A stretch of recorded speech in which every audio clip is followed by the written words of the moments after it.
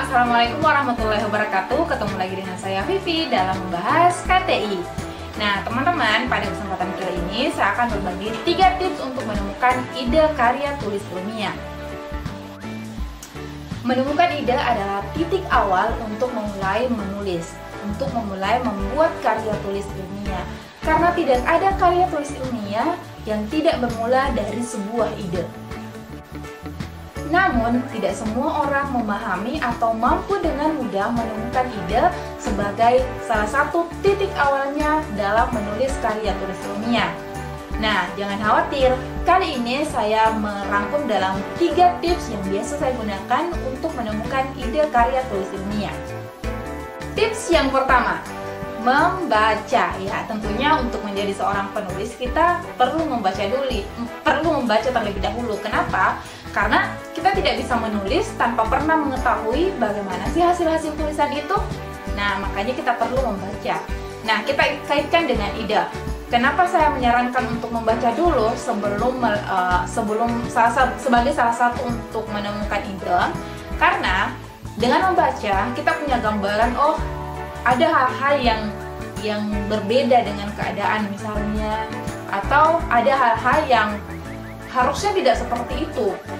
Dalam buku ini dikatakan seperti ini, tapi keadaannya kenapa seperti ini? Nah, itu bisa menjadi sebuah permasalahan yang bisa diangkat sebagai idenya kita.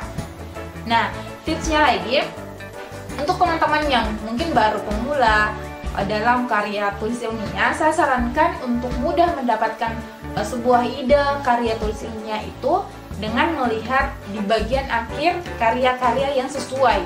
Misalnya teman-teman ingin membuat karya tulis terkait pangan misalnya. Nah, teman-teman lihat karya tulis tentang pangan sebelumnya. Nah, tentang pangan sebelumnya teman-teman kemudian lihat bagian paling akhir biasanya di saran penelitian maupun saran karya tulis ilmiah maupun kelemahan. Biasa ada format yang menyiapkan ada kekurangan dan ada bagian saran. Nah, biasanya di situ dijelaskan bahwa untuk peneliti selanjutnya atau penulis selanjutnya melakukan penelitian yang seperti ini atau melakukan tulisan yang seperti ini, sehingga kita bisa dengan mudah mendapat gambaran, oh ternyata iya, dan kita bisa dengan mudah mendapat pembahasannya karena sudah ada peneliti sebelumnya yang bisa kita jadikan rujukan untuk membahas masalah tersebut. Namun kita berbeda karena ada penambahan hal lain yang perlu dibahas berdasarkan saran yang ada di penelitian atau di karya tulis ilmiah tersebut. Nah, gampang kan teman-teman? Ayo membaca. Tips yang kedua. Nah, tips yang kedua itu adalah mengamati sekitar, mengamati keadaan sekitar kita.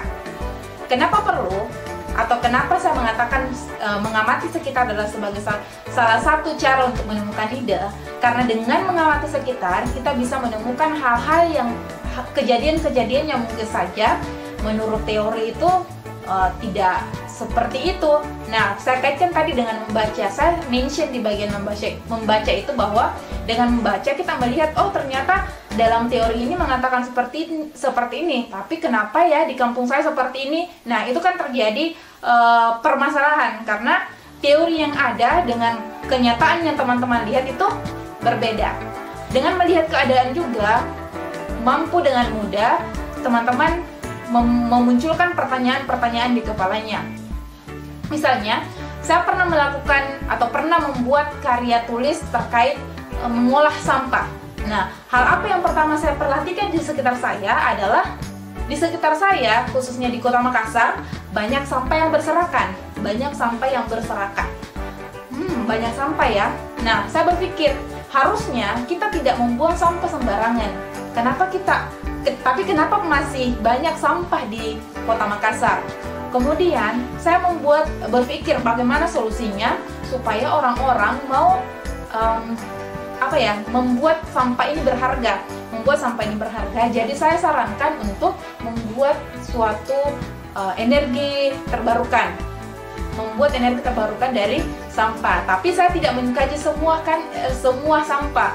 Yang saya kaji pada saat itu sampah organik yang bisa diubah menjadi biogas seperti itu.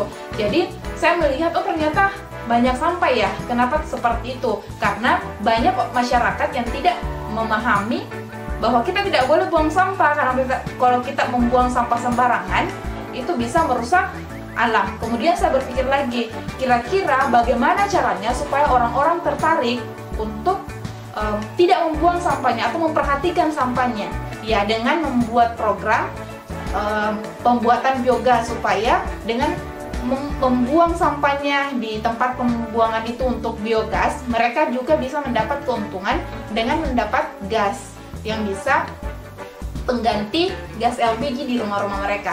Nah, seperti itu. Jadi kita bisa melihat lingkungan sekitar dan kemudian berpikir mungkin apa solusinya.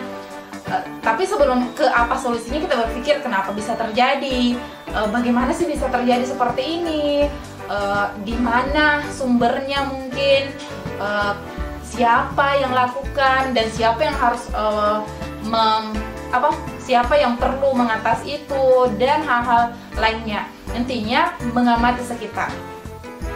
Silahkan peka terhadap lingkungan, peka terhadap keadaan yang ada di sekitar kita supaya mudah menemukan ide. Tips yang ketiga adalah berdiskusi. Nah, berdiskusi di sini kenapa saya masukkan sebagai salah satu cara untuk menemukan ide? Karena dengan berdiskusi kita akan bertukar pikiran, bertukar pandangan, bertukar argumen kepada teman-teman kita terkait sesuatu hal. Misalnya kita membahas terkait pangan. Nah, kita bercerita dengan orang-orang yang mungkin mengerti dengan pangan. Nah, mengerti dengan pangan, sehingga wawasan kita bertambah terkait pangan dan mungkin bisa kita kaitkan dengan hal-hal yang berhubungan dengan pangan atau masalah-masalah yang berkaitan dengan pangan, sehingga kita punya banyak penambahan wawasan dalam proses bertukar pikiran itu. Nah, dalam berdiskusi ini bukan hanya misalnya teman-teman yang anak SMA atau siswa SMA bukan anak siswa SMA, jangan sampai berpikir berdiskusi yang teman berdiskusinya itu hanya teman-teman SMA-nya saja. Tidak, teman-teman bisa berdiskusi misalnya dengan gurunya atau berdiskusi dengan orang-orang yang paham tentang apa yang teman-teman mau tulis. Misalnya tadi teman-teman mau menulis tentang pangan, teman-teman bisa berdiskusi dengan orang-orang yang paham tentang pangan. Tidak harus ya teman-teman SMA atau teman sebangku. Jadi bisa dengan orang-orang yang paham pangan atau guru-guru yang bisa memberikan wawasan tambahan kepada kita terkait apa yang ingin kita kaji. Seperti itu. Jadi jangan malas diskusi, karena berdiskusi kita bisa menambah wawasan. Oke deh, itu dia 3 tips untuk menemukan ide dari Vivianti. Nah, untuk teman-teman yang mungkin sudah sangat paham tentang KTI atau punya pemahaman tentang KTI dan juga punya cara untuk menemukan ide, sangat bagus ya teman-teman berinisiatif atau ikut berpartisipasi di kolom komentar untuk menuliskan bagaimana caranya menemukan ide. Nah, untuk teman-teman yang baru mungkin mau mengenal karya tulis ilmiah, semoga video ini bermanfaat. Terima kasih sudah disaksikan. Jangan lupa berikan like, komentar, serta dibagikan ke teman-temannya ya.